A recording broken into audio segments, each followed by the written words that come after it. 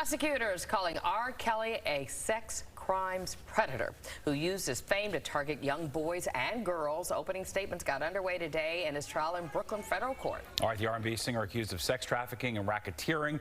Joining us now is Misty Marris, a trial attorney and legal analyst who has worked in the New York Attorney General's office handling racketeering cases. Good evening. Thanks for being with us. And let's talk about the importance of the racketeering charges. That's what opens up an entire line of big-time repercussions potentially if convicted, right? Oh, absolutely. So the racketeering charges are very unique in a case like this involving sexual abuse type claims and sexual abuse charges. The reason being, at the center of racketeering is a criminal enterprise. And that's why we see such strong repercussions if R. Kelly is convicted up to and including life in prison. This is allowing prosecutors to bring in decades worth of crimes relating to sexual abuse, bribery, kidnapping, forced labor, sex trafficking across state lines. All of that together, prosecutors say, is a criminal enterprise where R. Kelly is the mastermind, aided by those around him. So that's what brings us into federal court.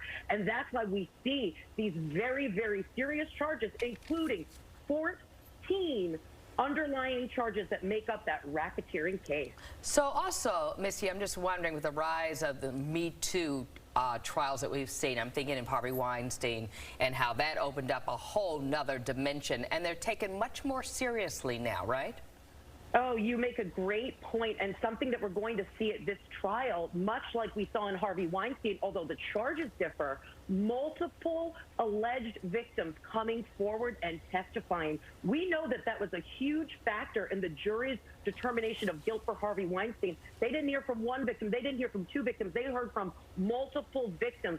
So that's something that's really going to stick with the jury as this trial plays out. You know, it's interesting. His lawyers made clear, though, today that they are not going to take it easy on the people making these accusations.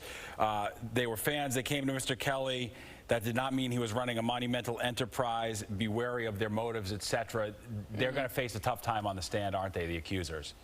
Well, certainly the defense is trying to say that all of the alleged victims had consensual relationships with Mr. Kelly. They say prosecutors have overreached with these racketeering charges. But what we heard today, we heard allegations of sexual and psychological, physical abuse. And we're going to hear that from these multiple victims on the stand. But you make a great point.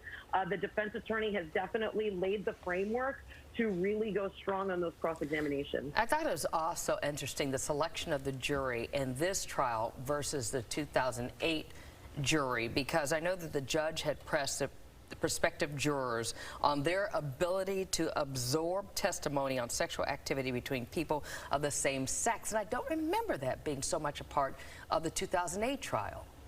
Right. The 2008 trial was focused on this issue of whether or not R. Kelly was guilty of disseminating child pornography. So the charges in this case are much different. There was also a huge push by the court to ensure that there was a fair jury, that no publicity is going to be an issue in this case with the documentary about R. Kelly out there in the public sphere. Certainly jury selection was very, very focused on making sure that there was a fair trial, and that we had jurors who were going to hear the testimony and come in with an open mind to the extent possible. Obviously, in this world where social media controls and information disseminates so quickly, that's an important factor. When you have an important case like this, where you have victims of sexual abuse coming forward, everybody wants to see a fair trial, because guess what? That's how you get a conviction. All right, Misty Marris joining us. Appreciate your insight tonight. Thank you very much.